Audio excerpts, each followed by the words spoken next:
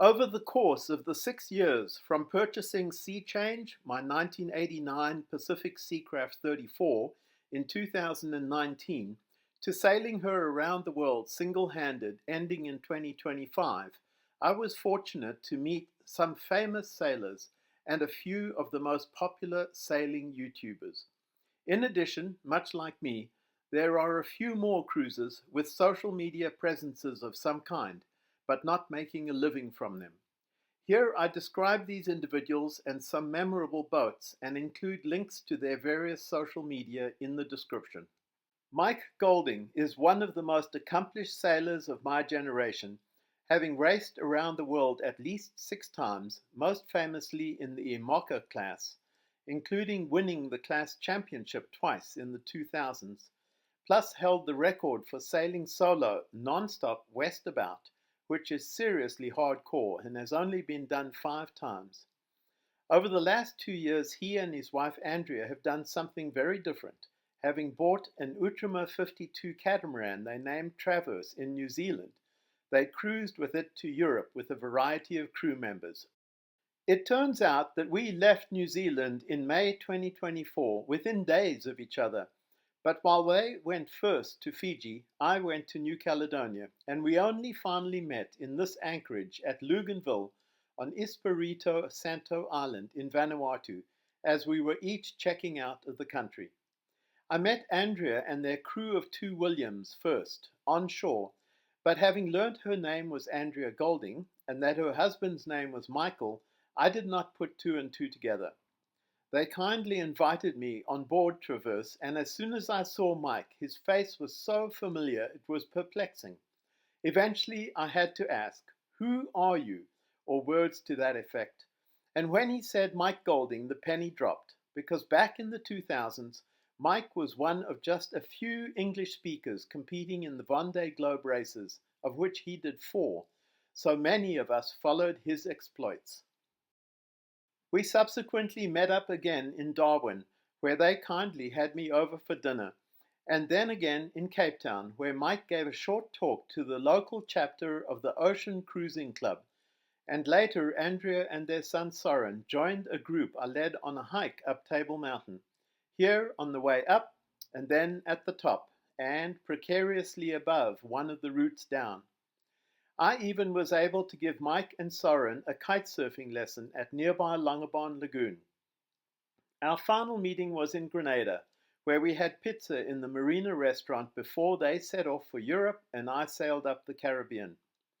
I was pleased when Mike endorsed my approach of using only my 100% furling jib instead of my staysail when things got rough, an approach originally recommended by my English friend David Mitchell, profiled in the last video, albeit not for the reason Mike cited, which was that a mostly furled jib was less likely to be torn by a wave breaking over the boat, something that almost never happened to me. 5 years younger than me, at age 65, Mike has a new sailing project underway and can be followed on his Facebook page. Jeanne Socrates has circumnavigated 5 times on Narada, her Najad 380, and holds the record first for the oldest woman and then for the oldest person at age 77 to sail around the world solo, non-stop and engineless via all 5 major southern capes. I had followed her blog from the earliest days of her solo sailing in 2006, when she cruised around the world following almost the same mostly tropical path as me and so many others. When she ended up in the Royal Cape Yacht Club in Cape Town after her first failed record attempt and mentioned she was feeling a little stuck there, I asked by email if she would like an excursion and arranged for my mother and sister to take her out to tea, something she recalls. When she instead chose to stay at the False Bay Yacht Club in Simonstown after her second failed attempt, I happened to be in Cape Town and asked if I could visit, and hence had an enjoyable couple of hours talking on Narada and dreaming about having a comparable ocean-capable boat. And here is my photo from January the 15th, 2012 to prove it, although Jeanne does not recall this visit. So in 2023, when I was sailing to Tonga, I was aware via her 3 social media outputs, her blog, Facebook page, and YouTube channel, that she was now cruising the South Pacific once again. And when I arrived in the mooring field at Naiafu in the northern Vavau group of islands to shelter from a maramu, I was aware that she was caught in it on her approach to Tonga and could also track her progress using a feature of PredictWind. She arrived none the worse for it, and once successfully onto a mooring, I went over and helped her get her dinghy into the water. However, I could not get the outboard running. So when she offered to buy me dinner in return, we set off in my dinghy, but stopped to chat with the crew of Dance Me, which was dismasted in the Maramu, and insisted that they join us. And so, along with the 10 Danes on Velodia, profiled in my previous video, we had a memorable dinner at the Kraken restaurant. Hans and Lisbeth from Dance Me are up front, and Jeanne is next to Lisbeth. As I returned Jeanne to Nareda that evening, my outboard quit, and I had to row furiously to get us to the last boat in the mooring field before we would be blown across the bay. Seawind, with Lars on board, who kindly towed us to Nareda, and then on the way to my boat we encountered another similarly dismasted boat, who had now also lost their dinghy, so Lars raced off across the bay and found it. A memorable evening indeed. At the end of the 2023 season, we sailed to New Zealand, me from Fiji and Jeanne from Tonga, and I could follow her progress on PredictWind. There we met in Opua at a welcome reception at the yacht club, spending the evening chatting with the crew of Thursday's Child, a boat that tragically was lost on a tiny reef in Fiji the next season. We later met at a reception for visiting cruisers at Whangarei, and again back in Opua for the next season when she treated me to dinner on Nareda. I was particularly interested in how Jeanne rigged her Jordan series drogue for ready deployment, the burgundy bag behind her life raft on the left, with the bridle already in position attached to dedicated chain plates, as she had considerable experience using it in the Southern Ocean. I had one on board, but it was stuffed in the bottom of the port lazarette, and eventually I set it up on the stern with a similar bridle for ready deployment on the Indian Ocean crossing, but never needed it, or the warps that I also set up on Sea Change. Jeanne visited Tasmania last cyclone season, and after sailing to and from New Caledonia this year, has returned to Australia, now age 83, which is seriously impressive. Webb Chiles has similarly circumnavigated the world 6 times, but in very different and varied styles from Mike Golding and Jeanne Socrates. He started in 1975 when he sailed solo around Cape Horn and continued around the world, and subsequently circumnavigated on several different boats and wrote 7 books about these adventures. Here are his tracks from his Wikipedia page. After reading one of his books and discovering his online journal, I started corresponding with him by email. As he was living with his wife Carol in Chicago when not sailing, I gathered the nerve to ask if we could share a meal sometime when we were in town, and Christina and I twice had the pleasure in restaurants in Chicago, but I was too shy to ask for a photo with them. Webb was supportive and encouraging of my dream to go ocean sailing, and when I bought Sea Change, he assured me it would be a sturdy, capable boat, albeit, as he put it, on the heavy side, which of course it was compared with Gannet, the ultralight displacement racing Moor 24, with which he completed circumnavigation number 6, sailing solo. Webb continued to offer both encouragement and sage advice throughout my adventure, and I particularly enjoyed reading his log of the Queensland coast as I sailed that stretch in similar day-sailing fashion and stopped in many of the same anchorages. Otherwise, his approach was very different to mine, stopping only occasionally. For example, legs of Darwin to Durban, Durban to St. Helena, and St. Helena to the Florida Keys, something he preferred as it allowed him to enter his monastery of the sea. Some years ago, Webb and Carol relocated to a condominium on Hilton Head Island in South Carolina, so is now avoiding the cold winters we have in Illinois, and is currently writing an account of this circumnavigation. At the age of 85, Webb feels he still has another grand sailing adventure in him. No surprise. Trevor Robertson, no known relation, is a remarkable solo sailor who, on 3 different boats, all named Ironbark, has circumnavigated in both directions and explored high latitudes, both north and south. I met him in Port Morel in the Vavau group of Tonga in 2023, this picture from a video, where he kindly welcomed me on board and showed me around Ironbark 3, a 1977 Alajuela 38, that he had extensively renovated and modified for his style of ocean sailing. But not having heard of his adventures before, I did not realize who I was chatting with till later. Here is a far better picture from his blog, where his most recent post from 2023 concerns his many experiences deploying his Jordan Series drogue, of obvious interest to me. Now 75, Trevor and Ironbark 3 are currently in New Zealand for cyclone season. For many years, I regularly enjoyed reading the blog of Patrick and Ali Schulte, entitled Bumfuzzle, chronicling their wanderings after they bought a 2002 Wildcat 35 catamaran and left Chicago in 2003 to circumnavigate and wrote a book about it. Then traveled around the Americas in a variety of vehicles, a monohull, and even a trawler-style motorboat, and eventually bought a 2015 Naughty-Tech Open 40, also called Bumfuzzle, to sail across the Pacific with their 2 children. This is the logo at the top of their blog, with Pat's excellent photographs maintained for 22 years, resisting the siren call of YouTube.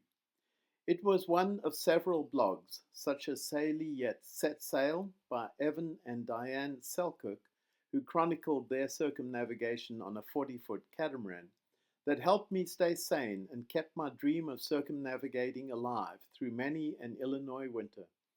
I had not been keeping up, plus their postings were somewhat delayed, so imagine my delight on sailing into Port Resolution on Tana Island in Vanuatu in 2023 to find Bumfuzzle amongst the 11 boats at anchor, on the right here, behind us. Their family joined a large group the next afternoon for the tour of the active Mount Yasur volcano, here posing at the Welcome Center. They later joined 10 other cruisers in the cockpit of Sea Change one evening, back left, but somehow my picture of this gathering is annoyingly blurry. We met again in the mooring field of Yachting World Marina in Port Vila on Efati Island, Bumfuzzle looking spectacular, from whence they sailed north to Southeast Asia, eventually selling Bumfuzzle there, and have swallowed the anchor in San Miguel in Mexico. Leo Sampson Goulden is a boat builder and sailor who has become famous for his complete rebuild of the 115-year-old Tally-Ho, an 80-foot wooden boat designed by Albert Strange that won the Fastnet race in 1927.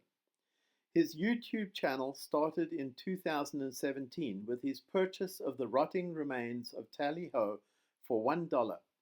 Through his early single-handed efforts to begin rebuilding her, a phase of volunteers helping him, to a set of additional paid shipwrights that completed the simply gorgeous rebuild, and he has almost 600,000 subscribers, and his 260 videos routinely garner hundreds of thousands of views, sometimes over 1 million, for a remarkable total of 148 million views.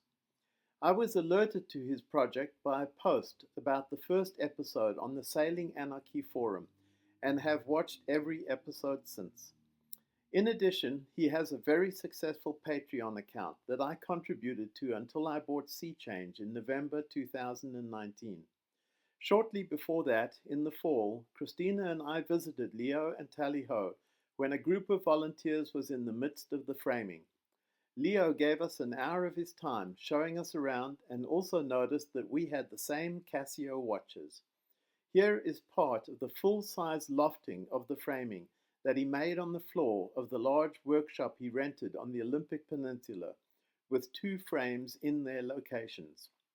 Today, Leo is sailing tally-ho back to England via the Panama Canal to enter her in the 2027 Fastnet race. SV Delos is perhaps the second most popular sailing channel on YouTube after La Vagabonde. This 2000 model 53-foot ML Super Maramu was purchased by Brian in Seattle in 2008 and sailed across the Pacific and around the world. He married one of his crew, Karen, and they have a daughter, Sierra. Their channel has almost 1 million subscribers, 713 videos, and 272 million views, and I enjoyed a lot of their early videos. So it was a special pleasure to meet them at the swimming pool at Shelter Bay Marina near Colón at the northern Caribbean entrance to the Panama Canal in March 2022, where we discovered that we were both scheduled for the transit on Friday, March 25. The following images are screenshots from their live stream of and subsequent video about the Gatun locks, which we approached together, then rafted up with a Lagoon 46 catamaran called Wild Tribe with 2 families from San Francisco on board, Delos on the left and us on the right. Here in a video from a camera on their mizzenmast. As anticipated, it was a momentous afternoon and evening, leaving the Atlantic and being lifted up to Gatun Lake, here also recorded by a webcam at the locks. The next day they raced ahead of us across Gatun Lake to the 3 locks into the Pacific and then headed up the Central American coast on a second circumnavigation. Like Leo and most other major successful sailing YouTube channels, their Patreon account surely contributes most of their income as YouTube continuously reduces payments. Enough that, like several other major channels, they are selling their monohull and have commissioned a custom catamaran called SV Delos 2.0.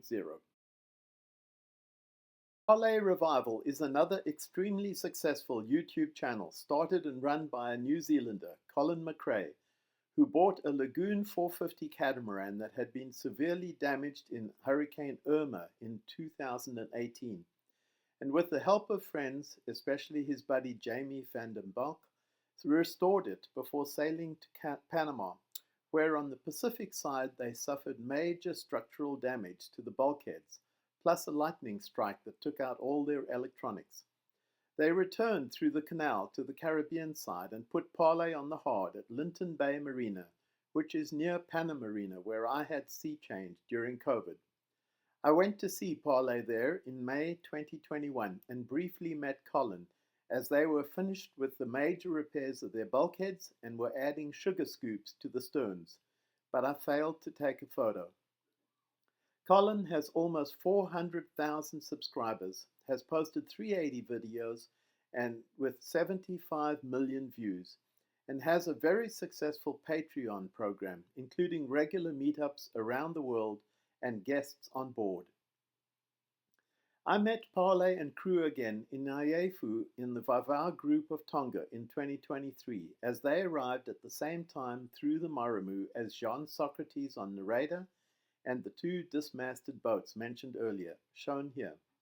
And again in Opua as they arrived from Tonga and then on the visitors' dock at Marsden's Cove Marina, shown here with their cheeky renaming of the model of the boat as a Jamie 465, in recognition of his contributions to the rebuild and addition of the sugar scoops. Like the Delos crew, they were friendly, but given their fame, have to be a little standoff, and probably wondered why this old solo sailor on a little boat was seemingly stalking them. At times, they were posting daily on their Predict Win blog, including the period around Tonga, when someone signing as Tau made entertaining posts.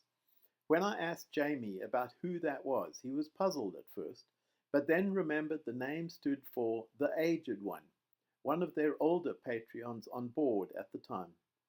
I had hoped to sail south from there to Auckland to attend Colin's homecoming celebration, but was thwarted by transmission failure. Today, they are in Indonesia, enjoying the surfing there.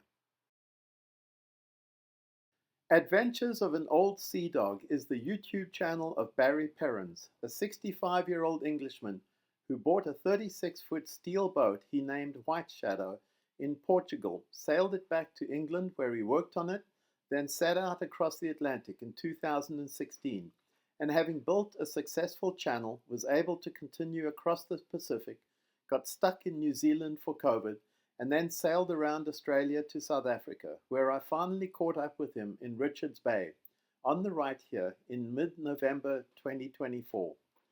Like me, he always sailed solo, but unlike me, he is an engaging personality with a great voice and camera presence.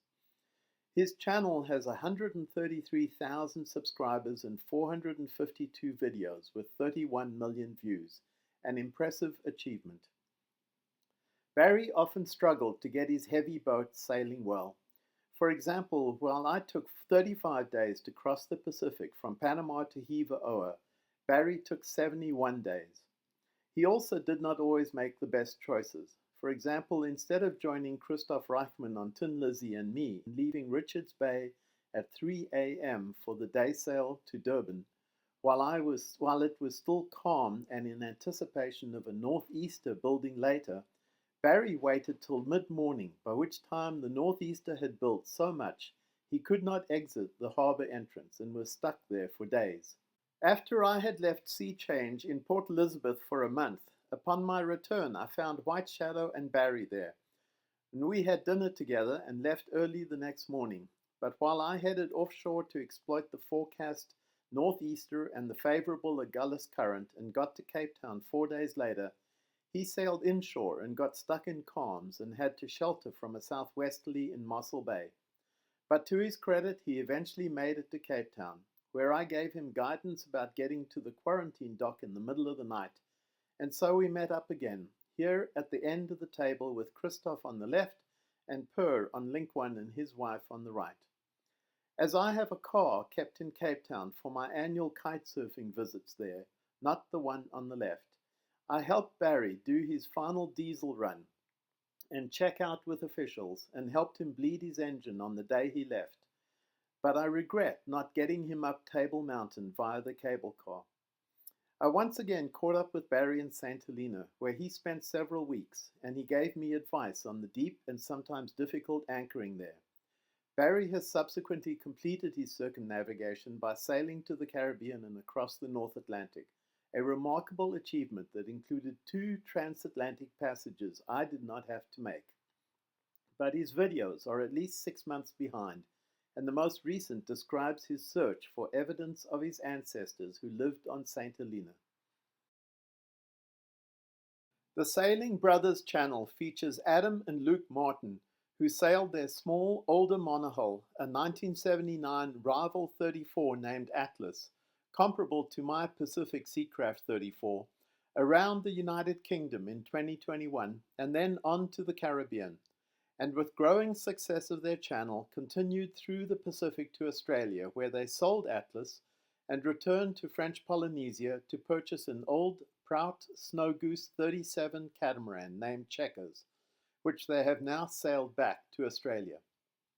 Their channel has almost 40,000 subscribers, 316 videos with 8 million views, and still hews to their description statement of whatever happens goes into the videos, whether cringe, cry, make mistakes, or just act like fools, making for entertaining accounts of their trials and tribulations as well as their triumphs. Plus, of course, every meal is delicious. I met them in Marsden Cove, where they, being on a tight budget without insurance, were initially anchored out, but eventually tied up to a private dock courtesy of a viewer who was helping them install lithium batteries, but I failed to get a picture. The Sailing Brothers are using the new YouTube community membership to monetize their channel, plus recently did a GoFundMe to replace their old tired sails, which impressively raised over $20,000. Sailing with Thomas is a YouTube channel documenting the exploits of a Norwegian, Thomas Tonsberg, on his Bavaria 55 cruiser named Be Free, as he sails around the world mostly solo. In addition, he often has rather opinionated videos about different aspects of sailing and cruising. Thomas has 36,000 subscribers, 260 videos, and nearly 4 million views. Like so many others, I met Thomas in Naefu in Tonga in 2023, shown here, and enjoyed a long visit on board, including seeing his impressive recording studio. Today, he's hanging out in Indonesia, making modifications to his boat. Ripple Effect is a channel documenting the circumnavigation by a semi-retired American neurologist who goes by Doc, and a Norwegian ex-athlete turned skipper who goes by Mara, on their Fontaine Pajot catamaran named Cerebral Sabbatical. They left Florida in 2018 and followed the typical coconut milk run, as I and most others above did, and have grown the channel to 14,000 subscribers with 218 videos and 2 million views. They had the unusual approach of taking on 3 novice crew members every few months, introducing them to ocean sailing and engaging with communities they visited. Although it turned out that we sailed similar waters for 2 years, I only met them in the Îles du Salut off the coast of French Guiana, where they kindly invited me and the crews of 3 other boats in the anchorage to join their regular karaoke night, which was very entertaining. I was amazed to discover that Mara, whose full name is Helga Marie Lovenskiold Kvesch, is an entrant in the Golden Globe Race 2026, and after learning that a series drogue was required equipment that she did not yet have, I gave her mine, as I did not anticipate needing it during the rest of my circumnavigation, along with several other items I no longer needed, including 2 Norwegian flags from the previous owners of Sea Change, Lubna and Eike, which I hope she will fly as she starts the race next year. They completed their circumnavigation in Florida shortly after me in July 2025. Today, Mara is on her GGR boat, a Saltram Sage 36 named Showgirl, in Europe, preparing it for a shakedown transatlantic trip, which will be her first solo sailing, and eventually the race itself next September. Mara is very active on Instagram, plus has started her own YouTube channel called Life on the Showgirl, under the rubric of ClassicMara, with 3,000 subscribers already and 3 videos so far. Sailing Makai is a more modest YouTube channel, like mine, by Barry, also a solo sailor on a slightly smaller boat, a 32-footer named Makai, with about 500 subscribers and 50 videos. As a kidney transplant recipient, he subtitles his channel Share Your Spare. I first met Barry in Hakatia Bay on Nukuhiva in 2022, and he joined the gathering of 12 cruisers in the cockpit of Sea Change that evening, on the left here. We ran into each other repeatedly over the next 2 years, including at Vunda Point Marina in Fiji, and then in Opur in New Zealand, where he took this selfie with Meg and Brian Sharwood shortly before we all headed north in early 2024. He continues to sail around the South Pacific Islands today. Sailing Afriki is an old-fashioned blog much like Bumfuzzle, but with far less frequent posts. It is maintained by Ian and Anne on their 1984 Waikese Amphoe Treaty, named Afriki, an unusually styled monohull. This is Ian's second circumnavigation, having done a solo trip years ago. I first met them in Taiohae Bay on Nukuhiva in the Marquesas of French Polynesia when I arrived after my 37-day solo crossing of the Pacific from Panama in 2022. I had never anchored solo and my windlass was not working, so this large bay with about 70 boats anchored in it was intimidating. I made a radio call on Channel 16 asking if anyone would be willing to come out and assist me. And Ian came racing over, standing up in his dinghy with his long hair flying in the wind, and I was very grateful for his assistance on the helm, as our first attempt failed and I had to manually raise the 100 feet of chain we had put out in 30 feet of water before resetting successfully. We had a long chat after that in the cockpit as a rain squall came through. I briefly met Ian and Anne again in early 2024 when we were both tied up to the main dock at the town marina in Whangarei in New Zealand. Like many other cruisers today, they are in Indonesia. I first met English sailor Tom Collins on his Gunfleet 43 named Skyfall in the anchorage at Direction Island in Cocos Keeling, and he and his crew Chris joined me for 2 runs of the drift snorkel in a nearby channel from the sea to the lagoon, known as the Rip. Our next stop was in Rodrigues, here with Chris on the dock on the left, where I rented a car for a trip to the Gran Motaing Nature Reserve, where they are attempting to reconstruct what the vegetation might have looked like before the island was denuded, and protect the 2 remaining endemic bird species. Tom is in the middle with binoculars. And again in Richards Bay, where he helped Sea Change into her berth in the absence of reverse gear, and then left Skyfall on the hard for a few months for a work trip to China. Later in Cape Town, Tom joined one of the hikes I led up Table Mountain, on the left here, and our final meeting was in St. Helena, where he was already anchored on the right here, and kindly took me to shore by dinghy to check in. He had suffered rigging damage, losing one of his lower spreaders, as shown in this still from a recent Barry Perrins video. After repairs, he completed his circumnavigation and has put Skyfall up for sale. Tom chronicled his round-the-world adventure in his blog. I first met an Austrian sailor, Michael Pudinger, while kitesurfing at Cape St. Francis on the southeast coast of South Africa in January 2022, and we reconnected in Cape Town when he and crew arrived on his 1991 Sunbeam 34 named Webik. He and partner Verena, with rotating crew members, were halfway around on their circumnavigation of Africa, a rather unusual endeavor given the size of the continent, but connected to his enthusiastic work on various solar and wind energy projects on and near the continent in the context of the Sustainable Development Goals. We enjoyed several long kitesurfing downwinders in Cape Town before they set off up the west coast back to Austria. Michael is active on Instagram.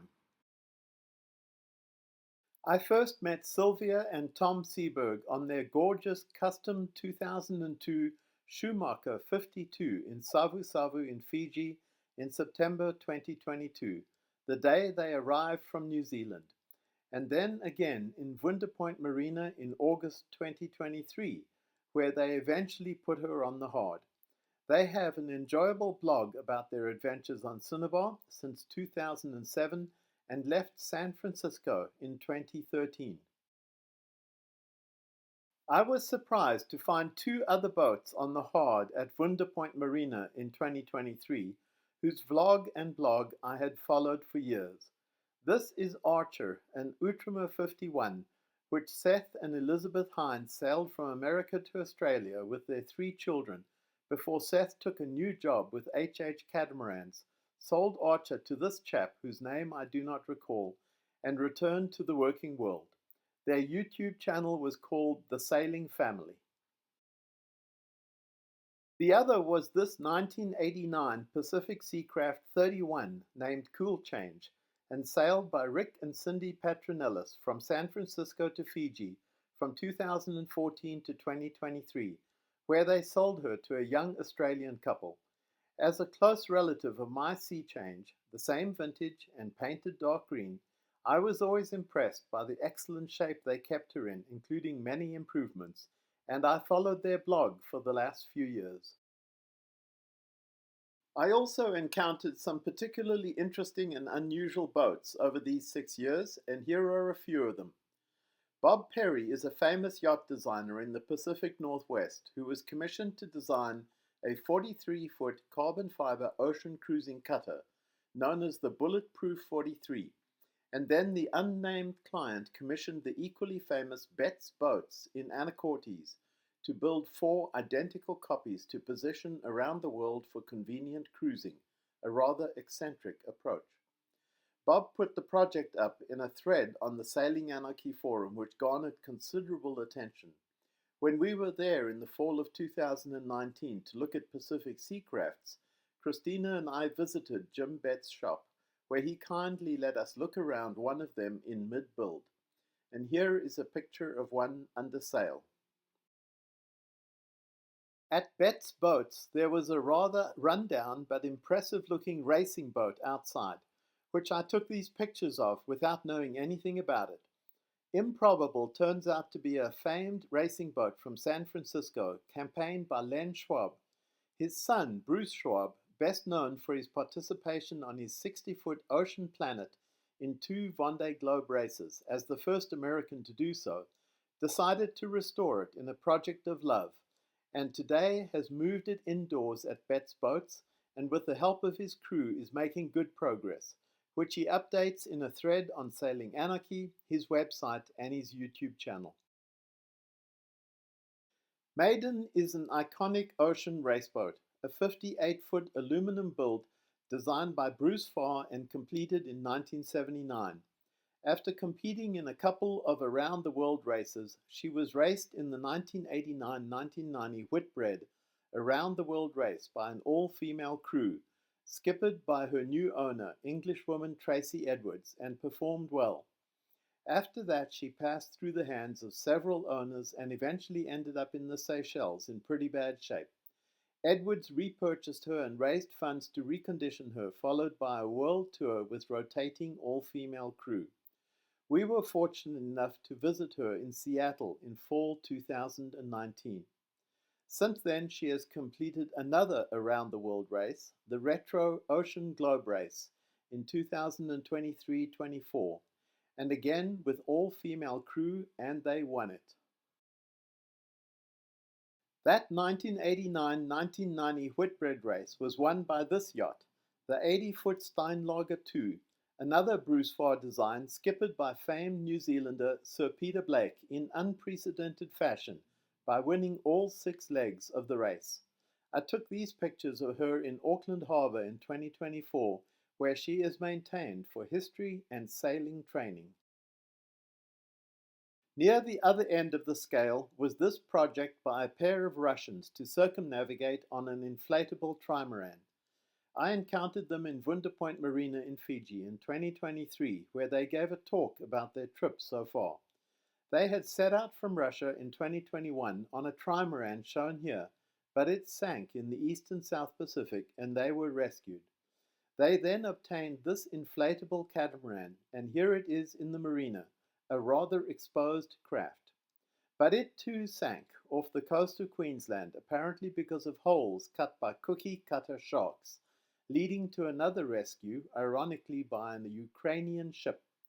They were then gifted a regular monohull and completed their circumnavigation on it in late 2024. Cape Town is a regular stop for both cruisers and racers, and because I have been there for the southern summer for the past 15 years for kitesurfing, I have seen a remarkable range of boats. Baluchon is by far the smallest, at 13 feet long, a compact, single-sail, engineless plywood design and build by Frenchman Yann Quinet. Having sailed from France, I saw it in 2022, and he eventually made it back to France via the Atlantic.